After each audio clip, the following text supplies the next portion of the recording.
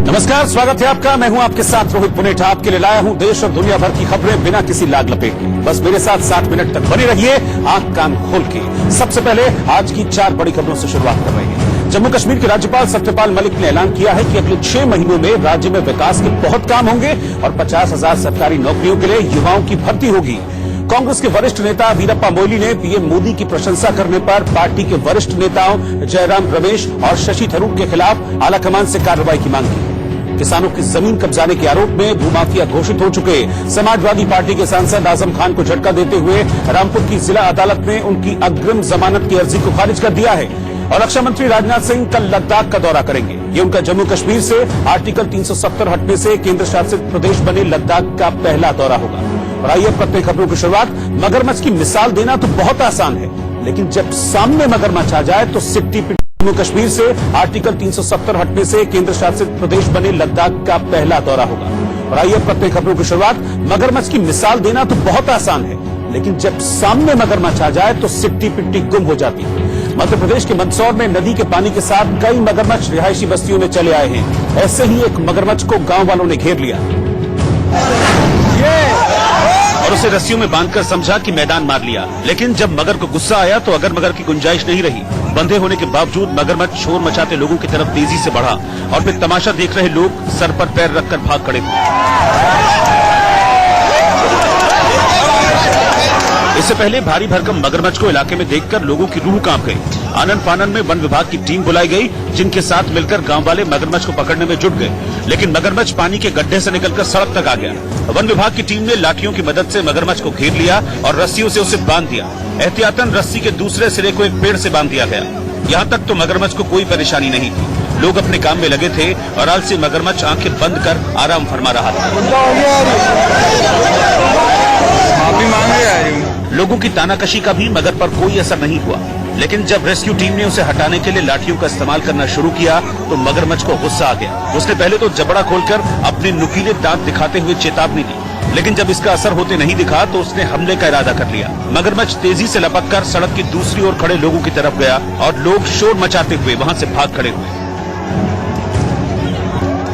Bike पर सवार एक आदमी तो बाइक की चिंता छोड़कर भाग खड़ा हुआ। वन विभाग की टीम को समझ नहीं आया कि मगरमच्छ पर काबू कैसे पाया जाए। गनीमत ये रही कि मगरमच्छ वहां मौजूद एक गड्ढे में फंस गया और फिर शांत पड़ गया। लोगों की जान में जान आई और रेस्क्यू टीम का भी दिमाग चलने लगा। एक ने उसकी आंखों पर कपड़ा लपेट दिया और फिर रस्सियों के जोर पर उसे खींचा जाने लगा। बेबस मगरमच्छ को खींचकर किसी तरह सड़क से हटाया गया। लेकिन तभी मगरमच्छ ने फिर जोर दिखाया और उसके पास खड़े लोग फिर भाग खड़े। छलांग खतरनाक मारे अबे राशा ढीला हो जो देख वो राशा ढीला जो है राशा टाइट कर रहे हो टाइट करियो तो वो एकदम तड़ान दे रहे राशा तोड़ते हुए। लेकिन वन विभाग की टीम ने सुस्त मगरमच्छ पर जल्द ही काबू पा लिया। उसके धड़ और पूंछ को अच्छी तरह रस्सियों से बांध दिया गया और फिर मगरमच्छ पर एक जाल डाल दिया गया। लाठियों से दबाकर उसका मुंह भी रस्सियों से बांध दिया गया। मगर पानी से बाहर था, रस्सियों से बंधा था, इसलिए उससे बैर लेने में किसी को परेशानी नहीं थी। कुछ देर पहले तक जहां लोग दहशत में थे, मगरमच्छ पर काबू किए जाने के बाद उन्होंने राहत की सांस ली। बाद में वन विभाग की टीम मगरमच्छ को अपने साथ ले गई। बीजेपी के पूर्व सांसद और पूर्व गृह राज्य मंत्री स्वामी चिन्मयानंद के खिलाफ यूपी के शाहजहांपुर में यौन शोषण का केस दर्ज हुआ है। शाहजहांपुर के एसएस लॉ कॉलेज में एलएलएम की एक छात्रा ने पिछले हफ्ते सोशल मीडिया पर स्वामी चिन्मयानंद पर यौन शोषण और जान से मारने की धमकी देने का आरोप लगाया और बुरी तरह रो रो कर इल्जाम लगाया कि स्वामी चिन्मयानंद ने उसकी ही नहीं बल्कि अब तक कई और लड़कियों की जिंदगी बर्बाद की है। एसएस लॉ कॉलेज से एलएलएम कर रही हूँ। संत समाज का एक बहुत बड़ा नेता जो कि बहुत लड़कियों की जिंदगी बर्बाद कर चुका है और मुझे भी जान से मारने की धमकी देता है। मुझे मोदी जी और योगी जी से एक रिक्वेस्ट है कि वो प्लीज मेरी मदद करें। उसने मेरे परिवार तक को मारने की धमकी दी है। मुझे पता है इस टाइम कैसे रह रही हूँ। फेसबुक पर डाले गए इस वीडियो के बाद से रहस्यमय तरीके से लड़की गायब है, जिसके बाद लड़की के परिवार वालों ने पुलिस को दी तहरीर में चिन्मयानंद पर शारीरिक शोषण का इल्जाम लगाया और रो रो कर उनकी बेटी को जल्द ढूंढने की गुजारिश की। ये काम करता हमने कहीं जॉब की जरूरत नहीं, तुम जॉब क्यों कर रही? किसने कहा? हमको पैसा नहीं चाहिए। क्यों तुम कचेरी में जाके सीखो, प्रैक्टिकल करो, अपना देखो जाके वहाँ। मम्मी अगर कभी मेरा बहुत 1 या 2 दिन के लिए स्विच ऑफ जाए तो आप ये समझना तुम्हारी बेटी बहुत दिक्कत में है, बहुत परेशानी में है मम्मी, उसकी जान को खतरा है। इसका मतलब ये शेयर नहीं कर पा रही थी, वो हमसे कह नहीं पा रहे थे, अंदर बहुत दिक्कत थी सर। स्वामी चिन्मयानंद पर लगे सनसनीखेज आरोपों ने यूपी की सियासत में एक बार फिर से हलचल मचा दी है, क्योंकि इससे पहले भी स्वामी चिन्मयानंद पर एक बार 2011 में उनके आश्रम में रहने वाली एक लड़की ने रेप का केस दर्ज कराया था, आरोप लगाया था। लड़की ने स्वामी चिन्मयानंद के आश्रम में कई साल गुजारे थे। उसने अपनी शिकायत में कहा था कि हरिद्वार में आश्रम में रहने के दौरान स्वामी चिन्मयानंद ने उसका रेप किया था। हालांकि स्वामी चिन्मयानंद की ओर से पिछली बार भी आरोपों को झूठा करार दिया गया था और इस बार भी उनकी तरफ से सारे इल्जामों को झूठा बताया गया और उन्हें बदनाम करने की साजिश करार दिया गया। यही नहीं, उल्टा उनकी ओर से गायब लड़की और उसके परिजनों पर रंगदारी का आरोप जड़ दिया गया। ये सिर्फ और सिर्फ रंगदारी का मामला है। स्वामी चिन्मयानंद भारत सरकार में पूर्व गृह राज्य मंत्री रह चुके हैं, विश्व हिंदू परिषद के बड़े नेता हैं और समाज में उनकी एक अपनी छवि है। कुछ लोग उनको बदनाम करने की साजिश रच रहे हैं और इसी के तहत उन्होंने 22 तारीख को सुबह 9:34 पे उनके मोबाइल नंबर पर एक व्हाट्सएप पे मैसेज भेजा कि आज शाम तक मुझको 5 करोड़ रुपए उपलब्ध कराएंगे। अगर आपने 5 करोड़ रुपए मुझको नहीं दिए तो मैं समाज में तुम्हारी बदनामी करूंगा, आपका वीडियो वायरल कर दूंगा। इस मामले में दोनों ओर से आई शिकायतों के बाद पुलिस ने लड़की की ओर से लगाए गए आरोपों और रंगदारी मामलों में केस दर्ज कर जांच तेज कर दी है। जो स्वामी चिन्मयानंद व अन्य लोगों के विरुद्ध मुकदमा दर्ज हुआ है, इसमें 366 और 506 के धारा में मुकदमा दर्ज किया गया है और उसमें जो रंगदारी वाले में 387 जो इसमें आईपीसी में दर्ज किया गया है। इस बीच चिन्मयानंद के खिलाफ छात्रा के यौन शोषण के आरोपों का मामला सुप्रीम कोर्ट पहुंच गया है। इस बीच स्वामी चिन्मयानंद पर लगे आरोपों को लेकर प्रियंका गांधी ने योगी सरकार को एक बार फिर से आड़े हाथों लिया है। प्रियंका गांधी ने ट्वीट किया है कि उत्तर प्रदेश में एक भी दिन ऐसा नहीं बीतता जिस दिन बीजेपी सरकार महिलाओं को भरोसा दिलाने में कामयाब हो कि आप सुरक्षित हैं और अगर आपके साथ कोई घटना घटती है तो आपको न्याय मिलेगा। आवाज उठाने वाली लड़की लापता है या कर दी गई है, उसके साथ क्या हो रहा है कोई नहीं जानता। आखिर ये कब तक चलेगा? इधर राजस्थान के उदयपुर में सीवर लाइन में काम कर रहे 4 कर्मचारियों की मौत हो गई। बताया गया कि सीवर लाइन में काम करने के लिए 2 लोग गहरे टैंक में उतरे थे। इसके बाद 2 और लोग उतरे, लेकिन चारों कर्मचारी बाहर नहीं निकल सके। इसके बाद मौके पर लोगों की भारी भीड़ जमा हो गई और लोग चारों कर्मचारियों को बचाने में जुट गए। अंदर ही रह गए, 4 मर गए। जानकारी मिलने पर पुलिस, फायर ब्रिगेड और सिविल डिफेंस की टीमें भी वहां पहुंचकर राहत बचाव में जुट गई और सीवर लाइन के आसपास मशीनों से खुदाई कर शवों को बाहर निकालने की कोशिश तेज की गई। इसके बाद रस्सियों के सहारे कुछ लोग गहरे गड्ढे में उतरे और वहां फंसे मजदूरों को बाहर निकालने लगे। एक डेड बॉडी जो है वो यहाँ पर निकली है, दम घुट गया इसका। इसके अलावा 2 लोग अन्य जो है वो अभी अंदर है। कुल 4 लोगों की सूचना जो है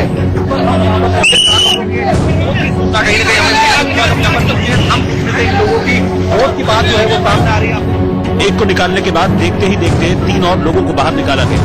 हालांकि तब तक चारों दम तोड़ चुके थे। इस दर्दनाक हादसे का कारण अभी तक स्पष्ट नहीं हो पाया है। कुछ लोग कह रहे हैं कि कर्मचारियों की मौत दम घुटने से हुई है, तो कुछ लोग मौत का कारण करंट बता रहे हैं, क्योंकि सीवरेज लाइन के पाइप में केबल भी मौजूद है, जिससे करंट की संभावना से इनकार नहीं किया जा सकता। फिलहाल 4 कर्मचारियों की मौत के कारणों का खुलासा नहीं हो पाया।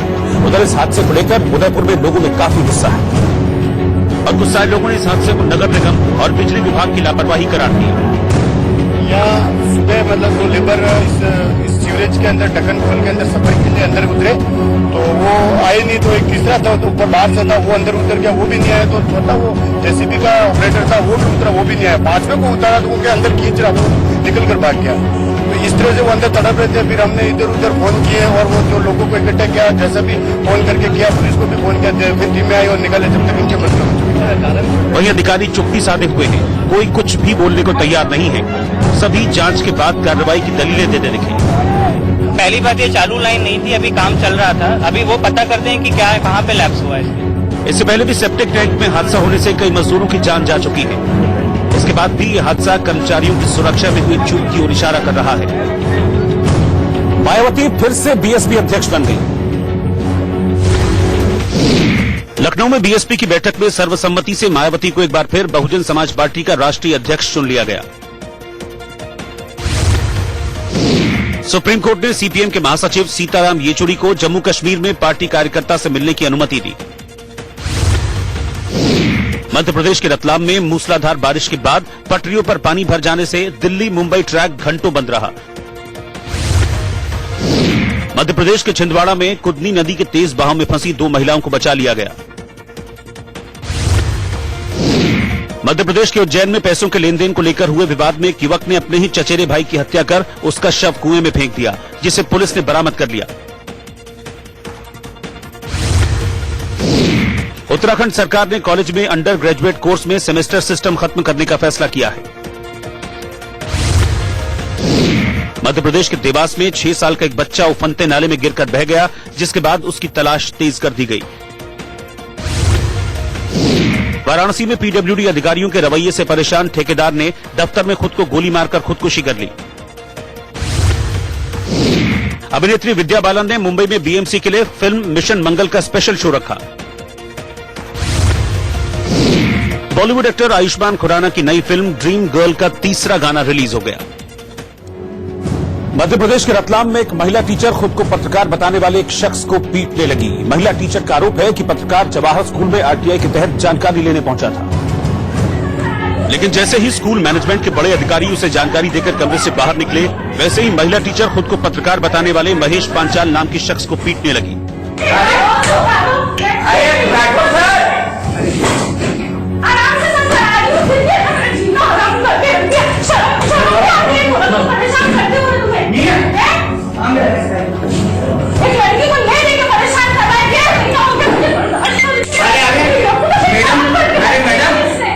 इस दौरान महिला टीचर को वहां मौजूद उसके सहयोगियों ने समझाने की कोशिश की, लेकिन टीचर काफी गुस्से में थी, क्योंकि उसका दावा था कि खुद को पत्रकार बताने वाला महेश पांचाल अधिकारियों के साथ मीटिंग में जानकारी जुटाने के बाद उसे भद्दे भद्दे इशारे करने लगा। इसके बाद महिला टीचर गुस्से में उसे पीटने लगी।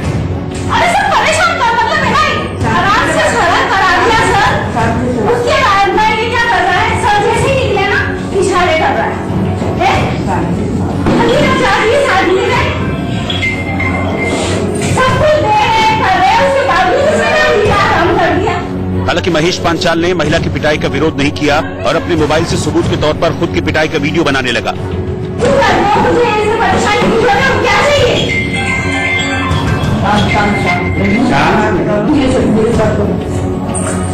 एक घंटे से मैडम निरीक्षण कर रहा है ना, कुछ नहीं बोल रही, निकलना मुझे इशारे कर रहा है। 1 महीने से इसको बर्दाश्त करते करते मुझे हद हो गई। ये शर्म नहीं आती इस आदमी को। कहा जा रहा है कि महेश पांचाल नाम का एक पत्रकार कुछ समय पहले एक डॉक्टर से रिश्वत मांगने के मामले में जेल भी जा चुका है, लेकिन फिर भी अपनी हरकतों से बाज नहीं आया और स्कूल में महिला टीचर से बदसलूकी करने लगा, जिसके बाद उसकी पिटाई का वीडियो वायरल हो गया। जम्मू कश्मीर के राज्यपाल सत्यपाल मलिक ने दावा किया है कि कश्मीर में 370 के हिमायतियों को देश के लोग जूतों से मारेंगे और चुनाव आने पर जनता ऐसे नेताओं को सबक सिखाएगी। आज तक उन्होंने स्टैंड क्लियर नहीं किया और मैं बता रहा हूं आपको, मुझे नहीं बताना चाहिए ये कि जिस वक्त देश में चुनाव आएगा उनके विरोधी को कुछ कहने की जरूरत नहीं, वो सिर्फ ये कह देंगे 370 के हिमायती लोग जूतों से मारेंगे। इस दौरान राज्यपाल सत्यपाल मलिक ने राहुल गांधी को सियासत में बच्चा करार दिया और दावा किया कि उन्हें सियासत की बिल्कुल समझ नहीं है।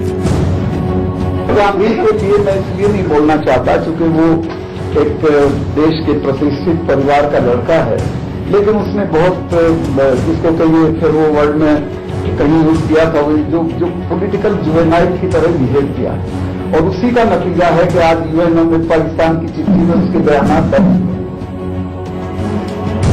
उन्होंने कश्मीर के युवाओं के लिए सौगात की घोषणा करते हुए कहा कि जम्मू कश्मीर प्रशासन में 50,000 नौकरियों की घोषणा की जा रही है। 2 से 3 महीनों में ये नियुक्तियां पूरी कर दी जाएंगी। ढूंढा हमारे पास 50,000 गवर्नमेंट जॉब्स हैं, वो हम भरेंगे, उसकी हम घोषणा करते हैं। नौजवानों से कहेंगे कि वो उसमें बढ़ चढ़ के हिस्सा लें, शिरकत करें। 50,000 नौकरियां हम आने वाले 2-3 महीने में यहां के नौजवानों को दे देंगे और ये वैकेंसीज भर देंगे। इसके अलावा सत्यपाल मलिक ने घाटी में इंटरनेट व्यवस्था बहाल न करने पर सफाई पेश की। फोन वाला, इंटरनेट वाला, ये किसके काम आता है? थोड़ा बहुत हमारे काम आता है, लेकिन ज्यादा ये टेररिस्ट के काम आता है, पाकिस्तानियों के काम आता है, मोबिलाइज करने के काम आता है, इंडोक्ट्रिनेशन के काम आता है। ये एक तरह से हमारे खिलाफ हथियार है, इसलिए हमने इसको रोका हुआ है और धीरे धीरे हम उसको खोल देंगे। एज ऑन टुडे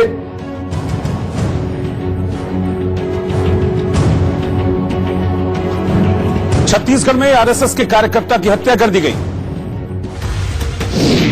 छत्तीसगढ़ के पखानजूर में नक्सलियों ने एक आरएसएस कार्यकर्ता की उसके घर में घुसकर गोली मारकर हत्या कर दी। यूपी के मथुरा में दबंगों पर पुलिस कार्रवाई न होने से पीड़ित पति पत्नी ने थाने के बाहर खुद को आग लगा ली, जिसके बाद दंपति की हालत नाजुक बनी हुई है। गुजरात के भावनगर में एक बंदरगाह पर ड्राइवर की लापरवाही से एक कंटेनर रेलिंग तोड़कर समंदर में जा गिरा। हालांकि ड्राइवर और क्लीनर को बचा लिया गया। उत्तराखंड के ऋषिकेश में शादी से इनकार करने पर एक युवक ने प्रेमिका की हत्या कर दी और उसके बाद खुद को भी चाकू मारकर घायल कर लिया। बिहार के वैशाली में एक युवती से छेड़छाड़ का विरोध कर रहे लोगों पर बदमाशों ने तेजाब से हमला कर। ऋषिकेश में शादी से इनकार करने पर एक युवक ने प्रेमिका की हत्या कर दी और उसके बाद खुद को भी चाकू मारकर घायल कर लिया। बिहार के वैशाली में एक युवती से छेड़छाड़ का विरोध कर रहे लोगों पर बदमाशों ने तेजाब से हमला कर दिया, जिसमें युवती समेत 15 लोग जख्मी हो गए। केरल के वायनाड दौरे के दूसरे दिन भी राहुल गांधी ने बाढ़ पीड़ितों से मुलाकात की। दिल्ली में ब्यूरो ऑफ पुलिस रिसर्च का 49वां स्थापना दिवस समारोह मनाया गया, जिसमें गृहमंत्री अमित शाह भी मौजूद रहे। ओडिशा के जाजपुर में सड़क किनारे खड़े एक ट्रक से टकराने के बाद एक कार में आग लग गई, जिसको बुझाने में कड़ी मशक्कत करनी पड़ी। बॉलीवुड की मशहूर कोरियोग्राफर और डायरेक्टर फराह खान को मुंबई में आयोजित एक कार्यक्रम में सम्मान से नवाजा गया। बोलीविया के जंगलों में आग पर काबू पाने के लिए सेना के जवान फायर ब्रिगेड की मदद कर रहे हैं। यूपी में पुलिस वालों पर सवाल तो कई बार उठाए जाते हैं, लेकिन उनके सेवा भाव की कहानियां अक्सर सामने नहीं आ पाती। इटावा में एक वीडियो सोशल मीडिया पर वायरल हो रहा है, जिसमें कुछ पुलिस वाले एक बुजुर्ग महिला को चारपाई पर उठाकर एम्बुलेंस तक पहुंचाते हुए नजर आए। क्योंकि बुजुर्ग और बीमार महिला खुद चल नहीं सकती थी और रास्ता नहीं होने की वजह से महिला तक एम्बुलेंस का जाना नामुमकिन था। पुलिस वालों ने इस महिला के बेटों की तकलीफ समझी और कंधों पर चारपाई उठा ली। आगे खुद थानाध्यक्ष खड़े हुए तो बाजू में राइफल टांगे दूसरे पुलिस वाले ने कांधा लगा दिया। साहब को सेवा करते देख एक पुलिसकर्मी भी पीछे खड़ा हो गया। इलाके में विकास की हालत ये है कि आजादी के 70 साल बाद भी पक्की सड़क का नामो निशान नहीं है। ऊपर से बरसात ने रही सही कसर पूरी कर दी है। जगह जगह पानी जमा होने से यहाँ पैदल चलना दुश्वार है। ऐसे में एम्बुलेंस भला कैसे पहुँचती? कोई भी सुविधा सरकारी हमें कभी नहीं मिल जाती। अकस्मात ऐसी अनेकों घटना हो चुकी है, जिसमें जान जा चुकी। यहाँ की विधायिका से मैंने फोन किया, सांसद महोदय से फोन किया, कोई जनप्रतिनिधि सुनता नहीं। फोन करने पर एम्बुलेंस तो आ गई, लेकिन वहां तक बीमार महिला को ले जाने का कोई साधन नहीं था। वहां से गुजर रहे थानाध्यक्ष ने बीमार महिला की मदद की। करीब 3 किलोमीटर तक पुलिस वाले चारपाई लेकर पैदल चले। पानी और कीचड़ भरे रास्ते पर चलते हुए बमुश्किल ये सफर तय किया गया। यहाँ तक कि मुख्य सड़क तक आते आते चुस्त दुरुस्त पुलिस वालों का दम फूल गया। गाड़ी नहीं आ सकती यहाँ, गाड़ी यहाँ नहीं आ पाती साहब कभी भी। लंबी दूरी तय करने के बाद पुलिस की टीम एम्बुलेंस तक पहुंच पाई। महिला को चारपाई से उठाकर एम्बुलेंस के अंदर लिटाया गया और यहाँ भी थानाध्यक्ष आगे रहे। करीब 15 दिन से बीमार है। अभी ब्लॉक पे जाएंगे पहले, जहाँ के लिए रेफर करेंगे वो। आपको मुश्किल हालात में पुलिस वालों का साथ मिला। बुजुर्ग महिला को इलाज के लिए अस्पताल ले जाना आसान हो गया और बेटों ने थानाध्यक्ष को उच्च अधिकारी बन जाने की दुआ दी। ओडिशा के भुवनेश्वर में एक बस स्टैंड पर खड़ी एक बस में अचानक से आग लग गई। आग लगने के बाद मौके पर अफरा तफरी मच गई। ये आग इतनी भीषण थी कि उसकी लपटें दूर से ही देखी जा सकती हैं। आग और धुएं की गुबार आसमान में काफी ऊंचाई तक नजर आई। बस में आग लगने के बाद बस के आसपास खड़ी बसों को आनंद फानंद में दूसरी जगह शिफ्ट किया गया और देखते ही देखते ये पूरी बस जलकर राख हो गई। पुलिस को कॉल कर दीजिए, पुलिस इन्फॉर्म कर।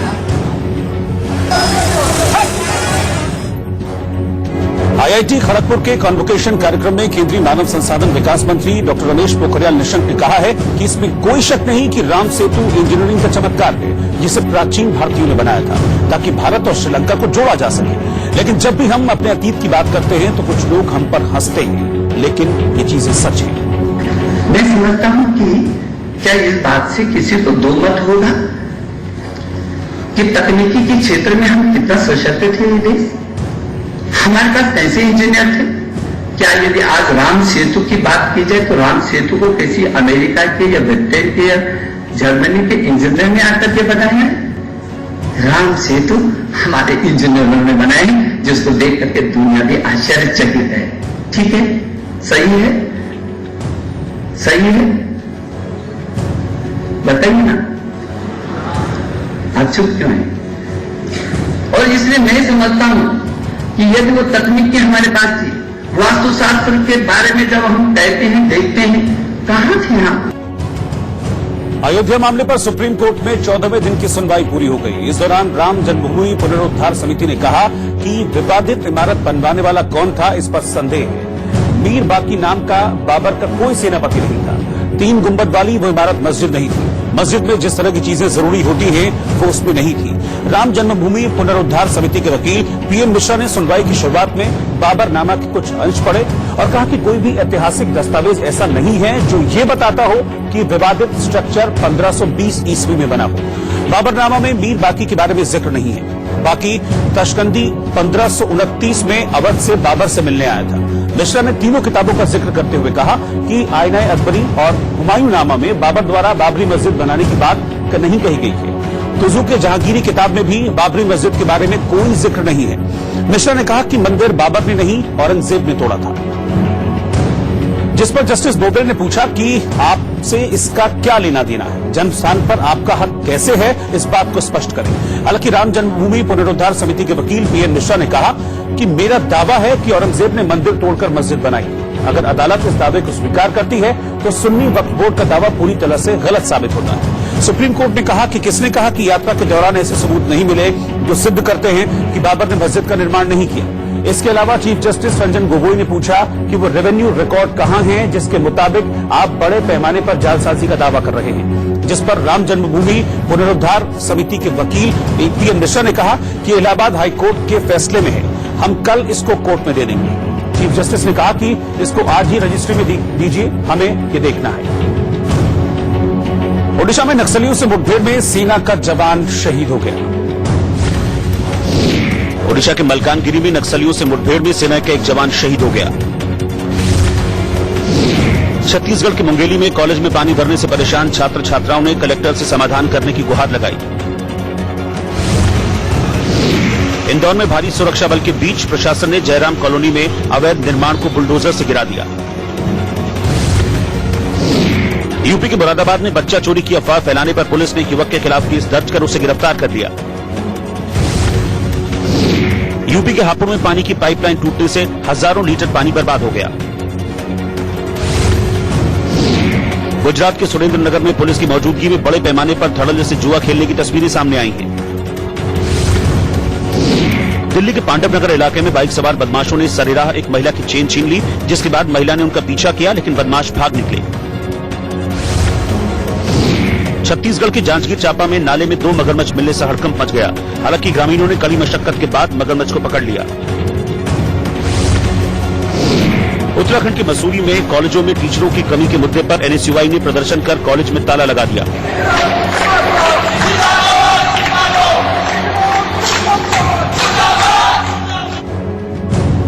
और आप कान खोल के में अभी वक्त हो गया एक छोटे से ब्रेक का। ब्रेक के उस पार हम आपको दिखाएंगे कि कैसे बच्चा चोरी की अफवाहें बनी चुनौती।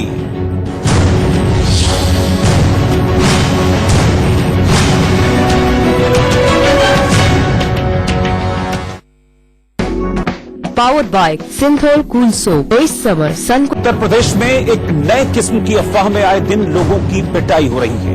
पूरे राज्य में बच्चा चोरी की अफवाहें एक ऐसी दहशत में बदल गई हैं जिसकी वजह से भीड़ बेकसूर लोगों पर टूट पड़ती है। यहाँ तक कि लोग इस बात का भी ख्याल नहीं करते कि सामने कोई बुजुर्ग है, महिला है या फिर कोई मानसिक रूप से विक्षिप्त इंसान। इस वजह से अचानक शुरू हुई मॉब लिंचिंग ने पुलिस के सामने एक नई चुनौती खड़ी कर दी है। और इसीलिए पुलिस विभाग लोगों को आगाह करने में जुटा है। कोई भी बच्चा चोर गैंग के संबंध में झूठी सूचना, झूठी अफवाह के चलते किसी भी व्यक्ति के साथ मारपीट आदि नहीं करेंगे। यूपी के बुलंदशहर में भी बच्चा चोरी की अफवाहें जोरों पर है। हमेशा की तरह ऐसी अफवाहों को सोशल मीडिया हवा दे रहा है और पुलिस इस पर लगाम लगाने के लिए कड़ी कार्रवाई की चेतावनी दे रही है। यदि कोई झूठी सूचना फैलाता है या शेयर करता है और उसके खिलाफ कोई शिकायत मिलती है तो उसके विरुद्ध कड़ी कानूनी कार्रवाई की जाएगी। लेकिन पुलिस की इस पहल का असर तो छोड़िए, कड़ी कार्रवाई की चेतावनी दे रही है। यदि कोई झूठी सूचना फैलाता है या शेयर करता है और उसके खिलाफ कोई शिकायत मिलती है तो उसके विरुद्ध कड़ी कानूनी कार्रवाई की जाएगी। लेकिन पुलिस की इस पहल का असर तो छोड़िए, लोग दलील सुनने को तैयार नहीं। यूपी के गोंडा में बच्चा चोरी के शक में भीड़ ने एक भिखारी को पकड़ लिया। मानसिक रूप से विक्षिप्त ये भिखारी अपनी सफाई भी नहीं दे सकता, लेकिन सोच समझ वालों की भीड़ ने उसके साथ जानवरों जैसा सलूक किया। पहले तो उसे जमकर मारा पीटा और फिर उसे घेर कर एक जगह बैठा दिया गया।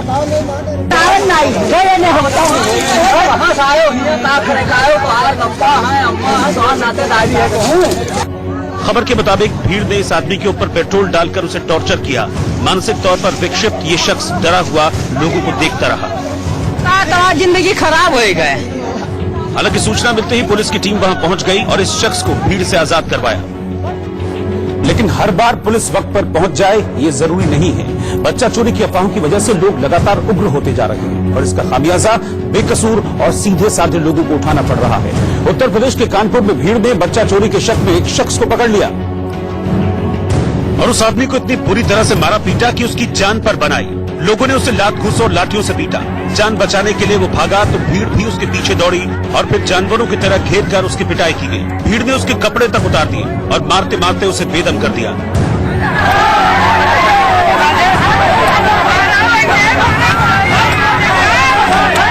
भीड़ का इरादा तो इस आदमी को और मारने पीटने का था, लेकिन कुछ लोगों के समझाने पर उसे छोड़ दिया गया। बताया गया कि इस आदमी ने बकरी चरा रहे एक बच्चे को पकड़ लिया था, लेकिन बच्चे के चिल्लाने पर लोगों ने इसे बच्चा चोर समझ लिया। बच्चा यहीं पर बकरी चरा रहा था और व्यक्ति वहां पर बैठा हुआ था। बच्चे को उसने रोक लिया था, लोगों का आरोप है, जिस पर लोगों ने उस पर दौड़ा कर पीटा और बच्चा चोर का आरोप लगा दिया है। मामले की खबर मिलते ही पुलिस मौके पर पहुंची। बुरी तरह जख्मी इस आदमी को अस्पताल में भर्ती कराया गया, जहां इलाज के बाद उसकी हालत ठीक बताई जा रही है। लेकिन कानपुर में बच्चा चोरी के शक में बेकसूरों की पिटाई लगातार जारी है। कुछ दिन पहले भी भीड़ ने एक महिला की पिटाई की थी। शौच के लिए निकले बच्चे को महिला अपने साथ ले जा रही थी तो बच्चे के चिल्लाने पर लोगों की भीड़ इकट्ठा हो गई, तो भीड़ ने महिला की जम करके पिटाई कर दी। मॉब लिंचिंग के खिलाफ तेजी से कार्रवाई करते हुए कानपुर पुलिस ने 6 लोगों को गिरफ्तार भी किया है। इस आदमी की पिटाई के दूसरे आरोपियों की भी शिनाख्त की जा रही है। लेकिन मॉब लिंचिंग के ऐसे मामलों में यूपी पुलिस की सिरदर्दी बढ़ती जा रही है। बड़े शहरों से लेकर कस्बों और गांवों तक बच्चा चोरी के शक में भीड़ बेकसूर लोगों को जानवरों की तरह पीट रही है। संभल में भी एक मानसिक रूप से विक्षिप्त आदमी भीड़ के हत्थे चढ़ गया और लोगों ने उसे लाठियों से बुरी तरह मारा। मार से अचेत हो चुका यह आदमी कुछ भी बोलने में असमर्थ था, लेकिन भीड़ उसे लगातार पीटती जा रही थी। लोगों ने उसे जानवरों की तरह सड़क पर घसीटा और इस दौरान उसके सिर पर लाठियों से वार किया गया। भीड़ का इरादा उसे जान से मार देने का था और इसीलिए किसी ने उसकी छाती पर पैरों से मारा तो किसी ने लाठी से गर्दन पर वार किया।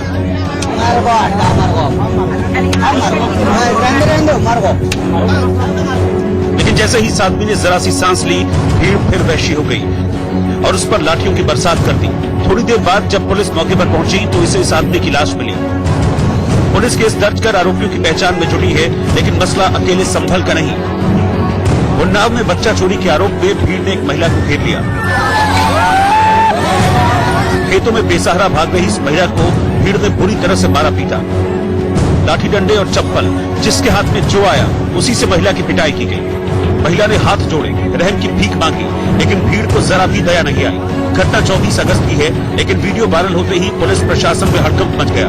सभी थानों को मैसेज कर दिया गया है और सभी उन्नाव जनपद की जनता से मेरी अपील है कि अफवाहों पर ध्यान न दें। यदि कहीं कोई ऐसे दृष्टांत पाए जाते हैं तो काल उसको पुलिस सूचना दें। उन्नाव में बच्चा चोरी के शक में जिस महिला की पिटाई की गई उसकी जान बच गई है, लेकिन इन मामलों में भीड़ का रवैया डरा देने वाला है। हम नए भारत की बात कर रहे हैं, लेकिन जब अफवाहों की वजह से किसी की जान पर बना तो इसे तरक्की कैसे कहें। हालात यह है कि दिल्ली एनसीआर में भी बच्चा चोरी की अफवाह में भीड़ अपना विवेक खो रही है और इसीलिए गाजियाबाद में पुलिस को खासतौर पर सभी इलाकों में मुनादी कराने की जरूरत पड़ रही है। न कोई बच्चा चोरी का गैंग है न कुछ है। इस बारे में आप अगर कोई ऐसा मामला लगता है आपको तो पहले कानून का सहारा लेंगे और बताएंगे, पूरी पुलिस उसमें मदद देगी। लेकिन पुलिस की सख्ती के बावजूद गाजियाबाद में बच्चा चोरी के शक में मॉब लिंचिंग रुकने का नाम नहीं ले रही। पूजा कॉलोनी में एक युवक को भीड़ ने इसी शक में बुरी तरह से मारा पीटा, यहाँ तक कि मारते मारते युवक को बेदम कर दिया। बताया जा रहा है कि अजनबी युवक को देखकर एक महिला जोर से चिल्लाई थी, बाकी काम इलाके के दबंगों ने कर दिया। इसी इलाके में बच्चा चोरी के शक में एक महिला की भी पिटाई की गई। भीड़ ने उसे हाथ पैरों से जानवरों की तरह मारा पीटा। पुलिस लोगों को समझा रही है, कानून का डर दिखा रही है, लेकिन आलम यह है कि अपने बच्चों के साथ जा रहे लोगों को भी भीड़ का सामना करना पड़ रहा है। लोनी इलाके में लोगों ने एक बुजुर्ग महिला की पिटाई कर दी। एक बुजुर्ग महिला अपने पोते को लेकर जा रही थी और पोता जो है वो गोद में रो रहा था और लोगों ने उसे बच्चा चोर कह दिया और उसके बाद जमकर उसकी पिटाई की गई। ऐसे ही हालात कमोबेश मेरठ के भी हैं, जहां बच्चा चोरी की अफवाह तेजी से फैल रही है। खासकर व्हाट्सएप पे मैसेज वायरल हो रहे हैं जिनमें बच्चा चोरी होने की बातें होती हैं। ये देखिए, आप तस्वीरों में देखिए कि महिलाओं की तस्वीरें हैं और इनके पीछे लिखा जाता है कि ये बच्चा चोर है। उनके साथ में मारपीट भी होती है। 2 दिन पहले कैराना में रस्सी बेचने गई 5 महिलाओं को भीड़ ने घेर लिया। बच्चा चोरी के शक में उनकी जमकर पिटाई की गई और भीड़ ने महिला के बेटे को चोरी का बच्चा समझकर छीनने की कोशिश की। पुलिस की मदद से ये महिलाएं बच गईं, लेकिन लगातार हो रही मॉब लिंचिंग ने यूपी पुलिस के लिए बड़ी चुनौती खड़ी कर दी है। ग्रेटर नोएडा के गौर सिटी में एक शख्स को अपना घर न बेचने पर कुछ लोगों ने उसे बुरी तरह से पीटा है, जिसका पूरी जो घटना है वहां पर लगे सीसीटीवी कैमरे में कैद हो गई, जिसमें एक शख्स को 5 लोग पीटते दिखे। किसी ने उस पर लाठी मारी तो कोई उस पर घूंसे मारता दिखा। पीड़ित शख्स ने अपने बचाव की खूब कोशिश की, लेकिन वो उनके चंगुल से छूट नहीं पाया, जबकि दूसरा शख्स उसके सामने से डंडे से हमले पर हमले कर रहा था। इस दौरान एक आरोपी ने उसके गले में तौलिया फंसा दिया ताकि वो कहीं भाग न सके। बताया जा रहा है कि पीड़ित शख्स ने अपना घर बेचने से इनकार कर दिया था, जिससे नाराज दबंगों ने उसकी पिटाई की। पीड़ित शख्स की पिटाई का वीडियो सामने आने के बाद पुलिस ने जांच के बाद कार्रवाई का भरोसा दिया है कि जैसे संज्ञान में आया और वीडियो हमें दिखाई गई तो हमने एसएचओ को बोला कि मौके पर जाके जांच करके और जो भी इसमें अपराध किया है, जो अपराध करने वाले लोग उनके खिलाफ सख्त कार्रवाई करें। पीड़ित शख्स ने पूरी घटना की पुलिस से शिकायत की, लेकिन पुलिस ने इस मामले में किसी को गिरफ्तार नहीं किया। अनुच्छेद 370 हटाने के खिलाफ दायर याचिकाओं पर सुप्रीम कोर्ट अक्टूबर के पहले हफ्ते में सुनवाई करेगा।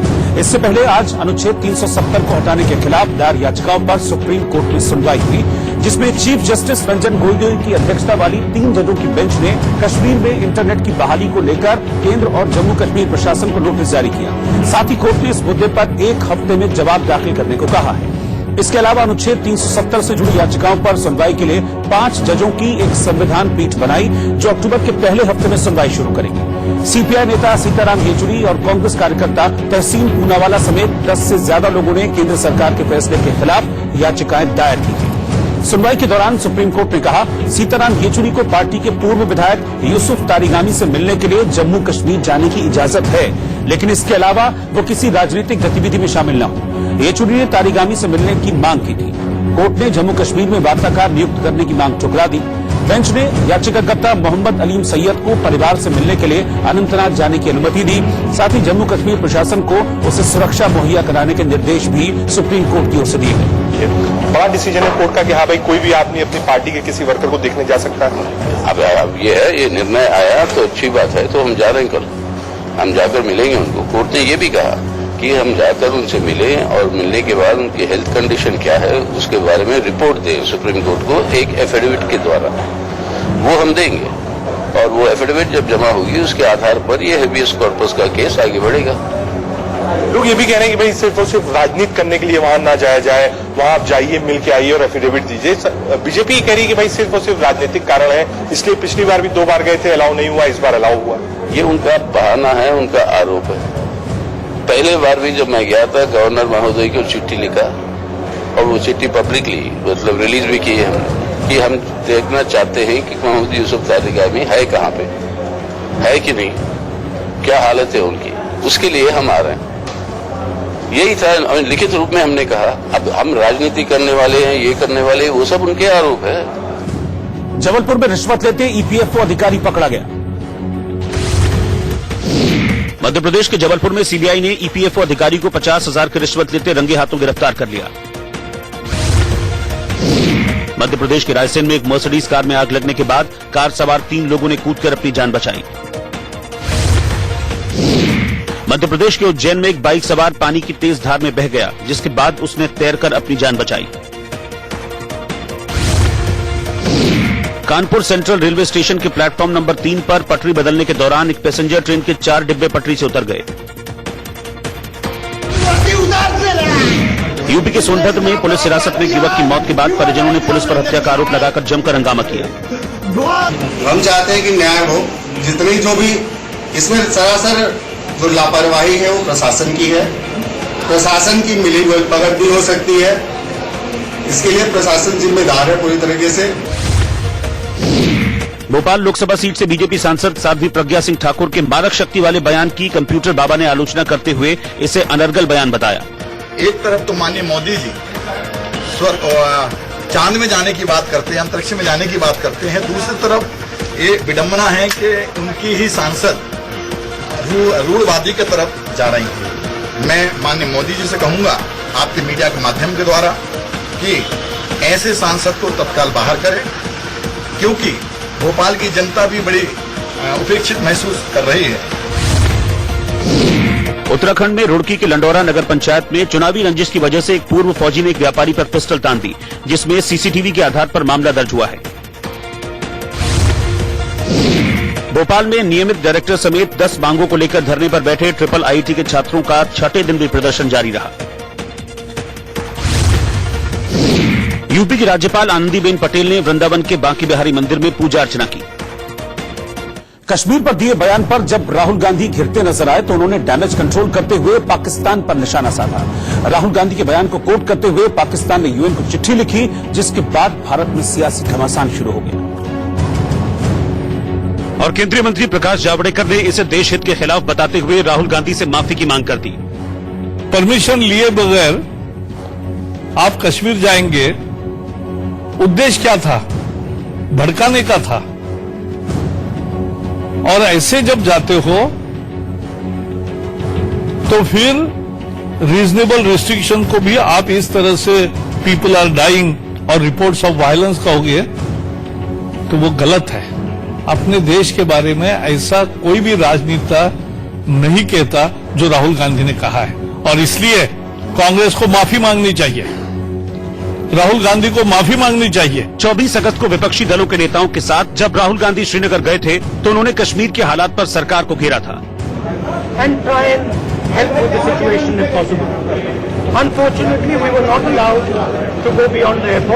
लेकिन इसी बयान को कोट करते हुए पाकिस्तान के मानवाधिकार मंत्री शिरीन मजारी ने कश्मीर पर यूएन को चिट्ठी लिख दी और वहाँ के विदेश मंत्री ने भी शोर मचाना शुरू कर दिया।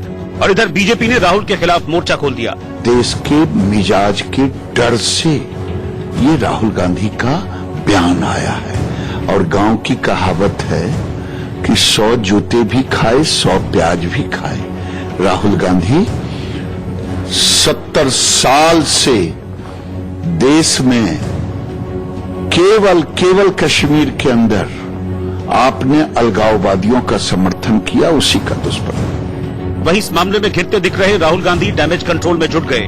उन्होंने ट्विटर पर लिखा, मैं सरकार से कई मुद्दों पर असहमत हूं, लेकिन मैं ये साफ कर दूं कि जम्मू कश्मीर भारत का आंतरिक मसला है और इसमें हस्तक्षेप करने के लिए पाकिस्तान या किसी अन्य विदेशी देश के लिए कोई जगह नहीं है। जम्मू कश्मीर में हिंसा हुई है क्योंकि पाकिस्तान वहां भड़का रहा है। दुनिया भर में पाकिस्तान को आतंकवाद का समर्थक देश माना जाता है। इसके साथ कांग्रेस भी राहुल के बचाव में सामने आ गई। माफी की मांग पर कांग्रेस ने पलटवार किया। क्या भारतीय जनता पार्टी नहीं चाहती कि पूरा देश एक स्वर में खड़ा हो? और सबसे जिम्मेवार विपक्षी नेता के तौर पर श्री राहुल गांधी ने कहा कि पाकिस्तान समेत किसी देश को हमारे मामलों में दखल अंदाजी का अधिकार नहीं। अब उस पर भी राजनीति कितना और गिर जाएगी भारतीय जनता पार्टी, अपना राजनीतिक स्तर कितना और गिराएगी। कम से कम अगर उन्हें इसका थोड़ा सा भी एहसास है तो आगे बढ़कर माफी मांगनी चाहिए। कांग्रेस के मोर्चा संभालने के बावजूद इस मामले को लेकर सियासत थमी नहीं, क्योंकि इसके बाद इमरान खान के एक मंत्री ने राहुल गांधी को जवाहरलाल नेहरू का वास्ता देकर घेर लिया। मंत्री फवाद चौधरी ने राहुल के ट्वीट को रीट्वीट करते हुए लिखा, राहुल गांधी, आपकी राजनीति की सबसे बड़ी दिक्कत है कि आप कंफ्यूज हैं। सच्चाई के करीब आइए और अपने ग्रेट ग्रेट ग्रैंडफादर की तरह खड़े होइए, जो भारत में सेक्युलरिज्म के सिंबल थे। ये दाग दाग उजाला, ये शब गजीदा शहर, वो इंतजार था जिसका ये वो शहर तो नहीं। यानी साफ है कि पाकिस्तान कश्मीर पर अपने हथकंडों से बाज नहीं आ रहा। अपने ट्वीट में फवाद चौधरी ने फैज अहमद फैज की एक नज्म की 2 लाइनें इस्तेमाल की है, ये दाग दाग उजाला, ये शब गजीदा शहर। असल में ये नज्म फैज ने पाकिस्तान की आजादी के ठीक बाद वहां के खराब हालात से नाराज होकर ही लिखी है। अगली खबर की ओर बढ़ते हैं। क्यूबा में बच्चों की मस्ती करने का एक अनोखा अंदाज देखने को मिला है, जहां बच्चे ट्रैक्टर पूल में मस्ती करते हुए दिखे। ये तस्वीर दूर दराज ग्रामीण इलाके की है, जहां चलती ट्रैक्टर पूल पर 15 से 20 बच्चे उछल कूद करते दिखे और पानी से खेलते दिखे, तो कुछ बच्चे तैरने की कोशिश कर रहे थे। ये लोग स्विमिंग पूल की तरह ट्रैक्टर पूल का इस्तेमाल कर रहे हैं और गर्मी से राहत पाने की कोशिश कर रहे हैं। इन बच्चियों के साथ कुछ पूल पर 15 से 20 बच्चे उछल कूद करते दिखे और पानी से खेलते दिखे, तो कुछ बच्चे तैरने की कोशिश कर रहे थे। ये लोग स्विमिंग पूल की तरह ट्रैक्टर पूल का इस्तेमाल कर रहे हैं और गर्मी से राहत पाने की कोशिश कर रहे हैं। इन बच्चियों के साथ कुछ युवतियां भी हैं, वो भी ट्रैक्टर पूल में मस्ती करती हुई नजर आई। जम्मू कश्मीर में आर्टिकल 370 हटाए जाने के बाद बौखलाए पाकिस्तान ने एक बार फिर अपना एयर स्पेस बंद कर दिया है, ताकि भारतीय विमान उसके आसमान से होकर न गुजर सके। पाकिस्तान ने कराची हवाई अड्डे की सभी अंतर्राष्ट्रीय उड़ानों के 3 मार्गों को बंद कर दिया है। साथ ही पाकिस्तान के सिविल एविएशन अथॉरिटी ने बंदरगाहों को भी सतर्क रहने की सलाह दी है। दरअसल पाकिस्तान भारत को नुकसान पहुंचाने के लिए ऐसे कदम उठा रहा है, क्योंकि दुनिया भर में कश्मीर के मसले पर उसकी कहीं कोई सुनवाई नहीं हो रही है। इससे पहले बालाकोट एयर स्ट्राइक के बाद भी पाकिस्तान ने पिछली बार 138 दिनों तक के लिए एयर स्पेस बंद कर दिया था, जिसमें उसे करीब 360 करोड़ रुपए का नुकसान उठाना पड़ा था। वहीं अंतर्राष्ट्रीय उड़ानों के लिए रूट लंबा होने की वजह से एयर इंडिया को 560 करोड़ रुपए ज्यादा खर्च करने पड़े थे। इसके अलावा इंडिगो, स्पाइसजेट और गो एयर को भी 60 करोड़ रुपए का नुकसान उठाना पड़ा था। बालाकोट हमले के बाद पाकिस्तान के एयर स्पेस बंद होने से रोजाना 400 उड़ानों पर असर पड़ा था। एयर स्पेस बंद होने के बाद अधिकांश विमानों ने ओमान के रास्ते उड़ान भरी थी, जबकि पहले से व्यस्त ईरान कॉरिडोर में 100 से अधिक उड़ानें बढ़ाई गई थी। शामली में एनकाउंटर के डर से कुख्यात अपराधी ने सरेंडर कर दिया। यूपी के शामली में एनकाउंटर के खौफ से एक अपराधी ने थाने में सरेंडर किया और हलफनामा देकर अपराध नहीं करने की शपथ ली।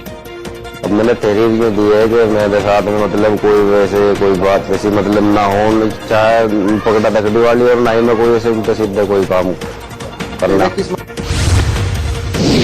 बिहार में शराबबंदी के बाद भी नालंदा में जहरीली शराब से एक शख्स की मौत के बाद गुस्साए लोगों ने एसपी आवास का घेराव किया।